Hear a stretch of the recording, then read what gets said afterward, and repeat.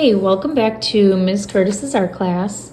Today we are going to make these beautiful trees that are they're like rubber trees, that's what they're called, and they are in this forest.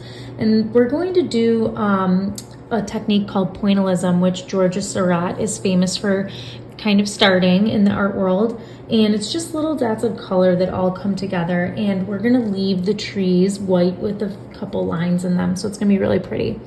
So let's start by making our frame and name. So I'm just going to make either a straight line or a curvy line. Today I will make a straight line. So I'm just holding my paper, going right across, taking my time. And then I'm gonna write my first and last name at the bottom and homeroom number. Okay, so I'm going to start by making 4 trees that are staggered. One's going to be up a little higher, more in the background, one more in the front, etc., etc. So these don't have to be perfect. I'm going to start with the left one. It's going to be up a little bit higher. And I'm just going to make a little U right there. And then I'm going to kind of just do a straight line all the way to the top of the frame. Doesn't have to be perfect.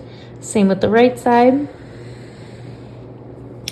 The next tree is going to be closer to the foreground or the front, so I'm going to make a U right here. It's like a very small U.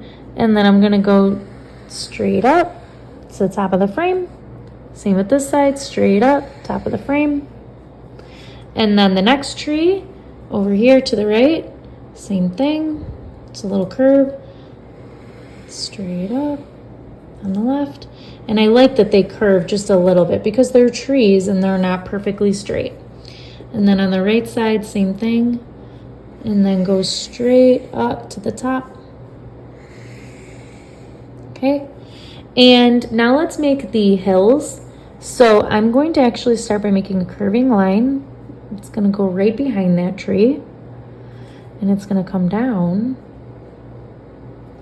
Remember, we're not trying to draw through the trees. We're just seeing where one line starts and ends, and then I'm just gonna kind of curve it down like so. And then I'm gonna make another hill right here. It's gonna come up and just touch the bottom right of this tree, and then go across and behind this tree on the very right. One more, I think that'd be a good idea. And that's just gonna flow right behind. And one more hill over here. Whoops. And then comes down there. All right, so I have my hills and the trees. I'm going to, since these are rubber trees, they are white and they just have some lines in them. So they're just kind of random. And I'm just going to make some lines, some shorter, some longer, going up the tree on the side. And I might even put some lines in the middle. Don't go too crazy, just some, and then some on the right. So some shorter, some longer, some in the middle, some on the sides. Okay. Same with these. And I'm going to just kind of speed this up. And so go ahead, take your time, do your lines left to right. These are horizontal, thin lines going up. And then we're going to add color using the technique of pointillism, and it's going to be pretty cool. So we're going to use either, you can use oil pastels, you can use crayons, you can use markers, you can even use little dots of paint. Today I'm going to use the crayons, but yes, we can switch the material around as when we do this project, which is pretty fun. All right, so I'm going to speed this up. Okay, so this is the cool part. You can use, like I said, different materials, and you're just going to do a tiny dash or a dot. So we're not gonna bang, we're not going like this and banging our marker, or whatever material we're using. We're just doing little pulls, like little tiny dots. If I just press, it might not show up as well, especially the crayon. So you gotta put it onto your paper and then just drag it for a second, barely.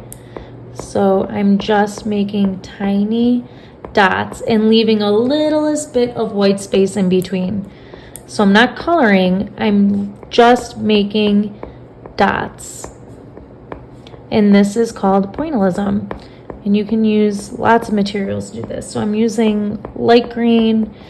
I can use some light green in between little dots. And I'm gonna fill my whole paper this way. This next section here, I'm going to do some yellow dots and orange dots. And this takes a lot of time, so I need you to do your best to be patient. It's very important, especially in art. Artists really take their time when they're working on their artwork.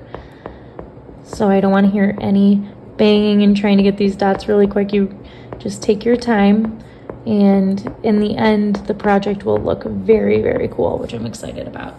So here we have yellow and orange. I would finish yellow, orange here, yellow, orange here. Can do some blue. So we've got a couple different blues here. So in this background, some dots using this blue, and this is a cyan blue. It's really pretty. Just putting it on the paper and dragging it just really quickly, leaving a little bit of white space in between, not too much white space, but definitely not coloring in the whole thing. You want to see those dots. So I do some blue, and then towards the top, we can do purple. So kind of like the sky gets a little darker. You can even do some dark blue in between if you wanted to do like light blue, and then once maybe you get up to here, you do some dark blue and then purple all the way towards the top. You can see how that's kind of coming along. And then over here, I had red and orange, so I could use some of the darker orange here and bring that through. It's really neat when you use different colors in your project and you see them kind of next to each other. So yeah, I am going to put the example up here on the screen, and I can't wait to see how yours comes out.